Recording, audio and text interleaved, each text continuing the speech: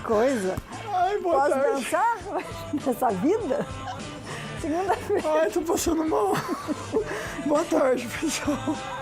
Então vamos começar a segunda-feira feliz e saudável, né, Lucas? Oi, gente, a gente estava com saudade de você. Para ficar pertinho de você só tem uma coisa. Ou você acessa aqui o Facebook do Falando Nisso, ou você fica antenado no Falando Nisso aí na sua casa, que é o nosso melhor momento, estar juntinho de você. Segunda-feira apenas começando, dicas incríveis para todo mundo aí de casa, mas antes a gente sempre tem aquela mensagem para refletir um pouquinho junto com você. Muitas vezes a gente adia alguma coisa na nossa vida por conta dos outros, não é verdade? Se você tem que tomar uma decisão, faça por você e não pelos outros. Deixa o medo de lado. Você só perde aquilo que você tem que perder, o que já não faz mais parte da sua vida. E Deus sempre dá os sinais. Às vezes a gente teima e não vê. Presta atenção nisso. Esse é o nosso toque de segunda-feira. Zóio Verde, o que tem no programa hoje?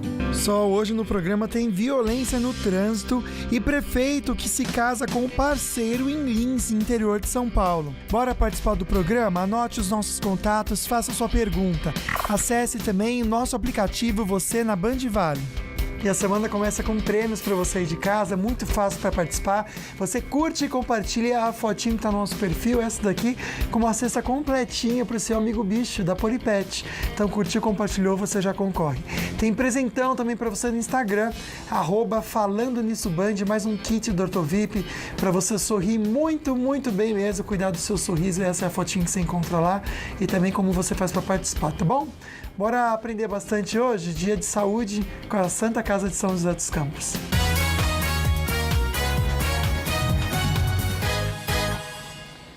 Daí vem o bebezão, é sempre uma alegria, né? Mas aí tem algumas perguntas. Quais são os primeiros cuidados que a gente deve ter com o bebê recém-nascido antes mesmo dele sair da maternidade? E nos Estados Unidos, Luquinha, é muito comum as mamães terem filhos no quarto. Pois sabia? é, Solange. Então a Santa Casa de São José dos Campos traz pra gente novidades mesmo, pra gente passar por esse momento que é um sonho, na verdade, né? Pra todo mundo, né, Sol? Pois é, de repente você ter o filho no próprio quarto, imaginou? Com a família em volta. Quando isso pode acontecer ou não, eles estão aqui, são dois entrevistados que vão estar junto com a gente hoje aqui, Dr. Luiz Gustavo Cesário, que é obstetra e ginecologista da Santa Casa de São José dos Campos, e a Ana Paula Estevam Silva. Ei, chega junto. A Ana, que é Tudo bem, enfermeira. doutor? Obrigado. Eu vi ficar Olha à o tamanho vontade da aí. Olha o Ela é tamanho. alta, né, Sol? Tudo bem, querida? Oi, Ana. Fica à vontade, por favor. Eu vou ficar no meu cantinho ali, dá licença. Tudo bem, obrigada, viu, por vocês estarem aqui. Um grande beijo para todo mundo da Santa Casa de São José dos Campos. A gente vai mostrar umas fotos, como é que funciona esse sistema, que muitas vezes a gente vê em filme, em documentário nos Estados Unidos, e aqui a gente não tem essa realidade ainda não. Vou pedir, inclusive, para a Gabi começar com essas fotos. O fato de ter filhos dentro do quarto, isso é um facilitador até para o médico? Quer dizer, a mãe se sente mais segura, doutor? Sem sombra de dúvida, né? Nós temos uma dificuldade muito grande que está relacionada a fazer o acompanhamento do parto, o pré-parto que a gente fala, toda aquela fase de dilatação, né? E quando entra no período expulsivo, o habitual era que a gente colocasse a paciente numa maca e levasse aí sim para um ambiente adequado para fazer o parto. Quando a gente passa a fazer o parto dentro da sala de parto, né? Então todo esse pré-parto, o parto e depois o puerpério, que é o período pós-parto, né? Isso traz muita comodidade, traz mais facilidade e traz um ambiente mais íntimo para a mãe, né? Que a mãe não fica exposta, não fica saindo pelo corredor. É algo, sem dúvida, muito benéfico. Muito mesmo. legal. A gente viu algumas fotinhos aí, viu, Luquinha? Chama PPP, né, Ana? É o quarto Exato. PPP. Muito legal. Legal mesmo. Um abração especial para o Rui, Rodrigo de Natividade da Serra, a Tati, a filhinha Letícia também, obrigado pelo carinho, e a Val de Taubaté, a gente agradece a companhia de vocês. E a Silvia está na linha para fazer uma pergunta. Alô, boa tarde. Oi, boa tarde. Oi, Silvia, qual que é a sua Pra dúvida, vocês, querida? Boa tarde. pra Sol. A pergunta é a seguinte: como a mulher sabe que está perdendo um líquido através do xixi ou outra forma? Como ela sabe? Tá, é uma orientação, tá bom, lindona, doutor? Como é que ela sabe se ela está perdendo líquido durante a gravidez? De maneira geral, é fácil perceber. Existem situações onde a mulher perde líquido e o líquido sai em pequena quantidade, principalmente nas fases mais finais, onde a cabeça do bebê acaba meio que tamponando essa saída. Mas, de forma geral, o bebê fica envolto numa película que funciona como se fosse uma bexiga cheia d'água. A hora que essa membrana se rompe, a água sai em grande quantidade. Então, o habitual é perceber uma saída de grande quantidade de líquido que escorre para as pernas e pode fazer até uma poça no chão. Tá ok, então. Bom, tem uma perguntinha aqui para a Ana. Estão falando assim, qual é o papel da enfermeira nesse quarto PPP, Ana? Aliás, a enfermeira tem um papel muito importante sempre no hospital, né? Sim. Boa tarde a todos. O papel da enfermeira, na verdade, é o acolhimento. O acolhimento, o acompanhamento durante o trabalho de parto também. Garantir para ela essa tranquilidade, né, que precisa muito, porque nós precisamos muito da atuação da mãe durante esse trabalho de parto. E não só isso, né? Hoje nós temos as enfermeiras obstetras que elas podem fazer procedimentos, inclusive o parto.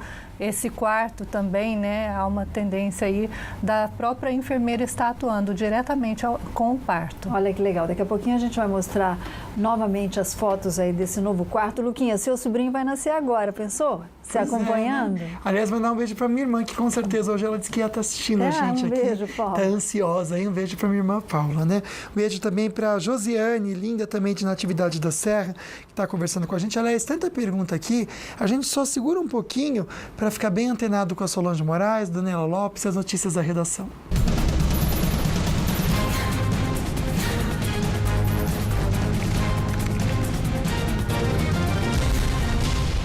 E a semana começa agitada em Brasília. Mais 2 delatores da Odebrecht depõem hoje. Nós vamos aos detalhes com a nossa linda repórter, a Daniela Lopes, direto da redação do Falando Nisso. Boa tarde, Dani. Muito boa tarde, Solange, Lucas e amigos do Falando Nisso. Pois é, a Procuradoria-Geral da República pode enviar ainda nesta semana, ao Supremo Tribunal Federal as delações premiadas, né, o conteúdo dessas delações de ex-executivos da Odebrecht.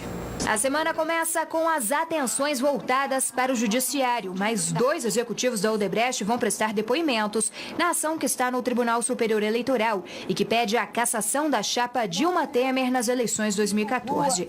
Hoje vão ser ouvidos no Superior Tribunal de Justiça Cláudio Melo Filho, ex-diretor de Relações Institucionais da empreiteira, e Alexandrino de Salles, ex-dirigente da empresa.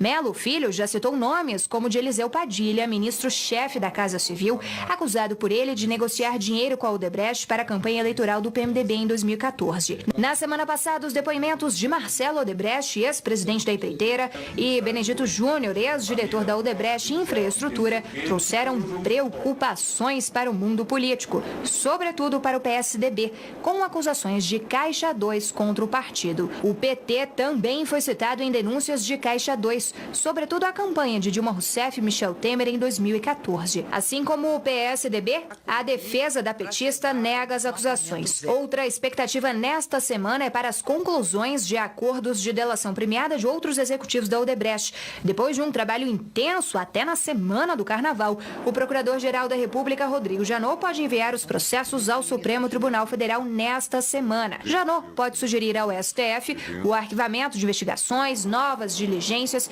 e pedir a abertura de inquéritos contra alguns dos citados, entre eles deputados, senadores e ministros. A PGR também pode pedir que o relator da Lava Jato, Luiz Edson Fachin, autorize a divulgação dos conteúdos dos depoimentos de 78 delações. Pois é, o ministro Padilha, viu, Dani, que foi citado aí, ele apresentou hoje um novo atestado, ele que passou por uma cirurgia de próstata em Porto Alegre, e a gente comentou sobre isso aqui no Falando Nisso, ele apresentou um novo atestado e deve voltar à Casa Civil só daqui a uma semana. Bom, ainda no meio político, a Corte de Apelações de Paris, na França, começou hoje o julgamento do recurso impetrado aí pelo deputado federal Paulo Maluf contra sua condenação por crimes de lavagem de dinheiro. Foi na França entre os anos de 96 e 2003. Agora, Dani, qual a origem desse dinheiro?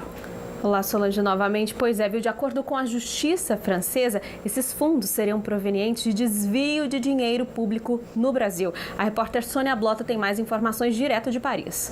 Segundo a justiça francesa, a família Maluf lavou o equivalente a mais de 7 milhões de dólares, cerca de mais de 20 milhões de reais. O julgamento deve durar 3 dias. Segundo a justiça francesa, os fundos são provenientes de desvio de dinheiro público no Brasil. No início de fevereiro, a Corte de Apelações rejeitou o pedido de defesa de Maluf para suspender os mandados de prisão contra ele, sua mulher e seu filho até o fim do julgamento. Para entender o caso, Maluf e seu filho Flávio foram condenados pela 11ª Câmara do Tribunal Criminal de Paris a 3 anos de prisão e multa de 200 mil euros. A mulher Silvia era titular das 2 contas bancárias bloqueadas na França. Ela teve a pena mais leve, 2 anos de prisão e 100 mil euros de multa. Os 3 negam as acusações.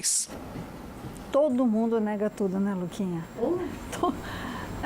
É terra de Peter Pan, não é verdade? Pois é, né? Parece que é tudo mentira, né, Solange? Conversar com a Dani agora, boa tarde, Dani. Hoje pela manhã, já pro finalzinho da manhã, teve um acidente grave na Tamoios. Quero saber o que aconteceu, na verdade, e também se agora o trânsito está prejudicado de alguma forma, Dani. Olá, Lucas. Pois é, teve um acidente grave mesmo, viu? 4 pessoas ficaram levemente feridas durante um acidente na rodovia dos Tamoios nesta manhã e, segundo a Polícia Rodoviária Estadual, esse acidente ocorreu por volta das 11 horas da manhã, quando um caminhão de lixo teria perdido o freio e colidido contra um carro próximo do quilômetro 78, no sentido Caraguá, já lá no trecho de serra. O caminhão tombou, o carro capotou e as vítimas ficaram presas nos veículos, nas ferragens, precisaram ser retiradas pelo Corpo de Bombeiros.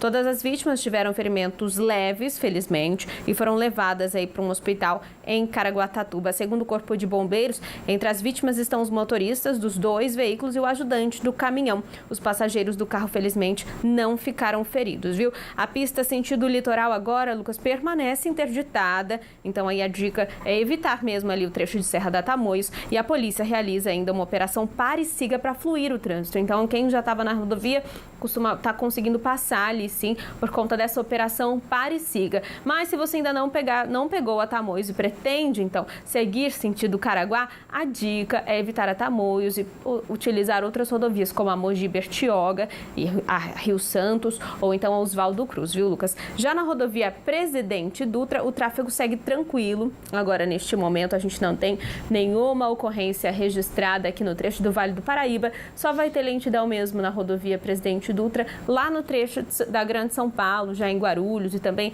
na chegada à capital paulista. Aqui no trecho do Vale segue aquele fluxo intenso, sim, por conta do horário, mas sem nenhuma ocorrência, nenhum problema grave e nenhum congestionamento, Lucas.